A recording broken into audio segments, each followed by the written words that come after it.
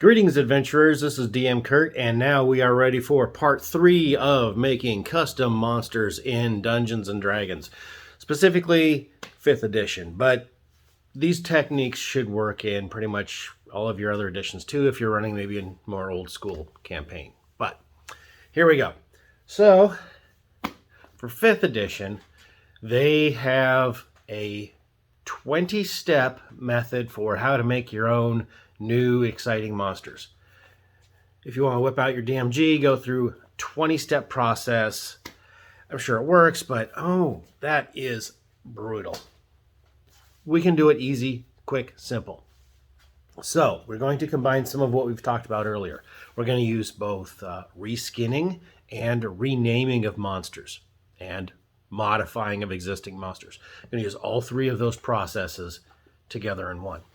So in my last campaign, I leaned really heavily on cryptids as the monsters.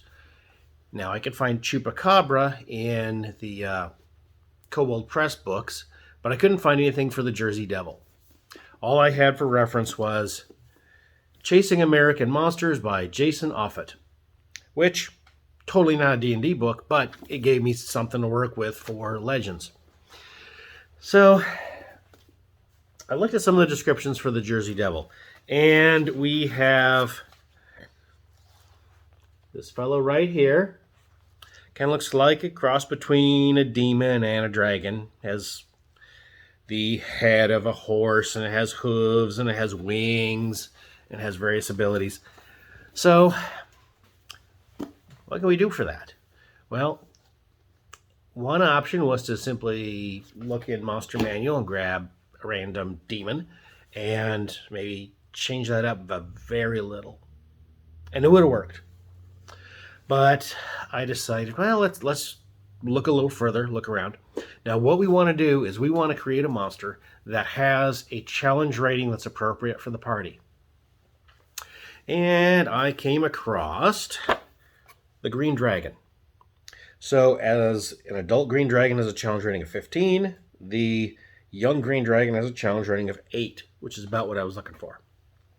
We have a bite, we have claw attacks, poison breath, and if you want to grab off of the adult Green Dragon, you have a frightful presence. Well, that really worked for what I wanted to do. So what we're doing is we are renaming the creature, Jersey Devil. We are describing the creature differently. We're using some reskinning, and we're saying, okay, it has a head like a horse, but with some sharp teeth, and it's kind of more horse-like and less dragon, no scales, but we totally don't use a dragon because the dragon did not fit within the storyline. Both the monster I put together, I just used the stat block of the Green Dragon, changing it around just a little. So instead of bite and claw, it was bite, and then you could stomp with hooves. So we used the claw damage, keep it the same, change the slashing to bludgeoning. Now what we've learned is if the PCs are resistant to one damage type and also resistant to the other, piercing and bludgeoning, then it's just as effective or ineffective. If you're going from an exotic damage type to a common damage type, then you've changed things around, and that would affect its challenge rating potentially. We have a poison gas breath for the Green Dragon. Our PCs did not have resistance to poison.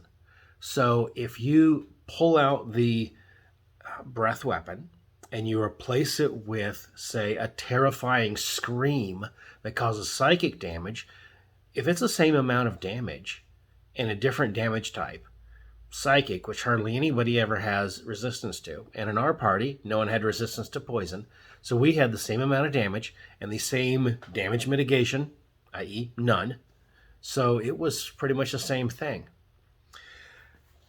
You can swap the creature type, in this case dragon, for fiend or fey or undead or aberration or monstrosity or beast, as long as those creature types don't significantly change the encounter. Having a paladin in the group, changing it to undead, would have meant that the creature was much more vulnerable. We didn't. We went with Fey. Dragon, Fey, either way, the challenge to the party was equal. Demon would have been more appropriate for something like the Jersey Devil in what we would expect, but I was leaning heavy on Fey creatures at the time. So we went with Fey. And that's pretty much it. I mean, we have wings on the dragon. We had wings on the creature. The movement type, fairly fine. And it's just that easy. You utilize both the modification of swapping damage types, the reskinning of describing the creature in a physically different manner, and the renaming effect that we discussed in video number 1, where I used Darrow, but I called them Tokelos, or the Moon-Eyed People, which set up the initial confrontation as being more mysterious. That's it. That's all. It's that easy. And if you like and subscribe, you will have +2 to your wisdom. DM Kurt, out.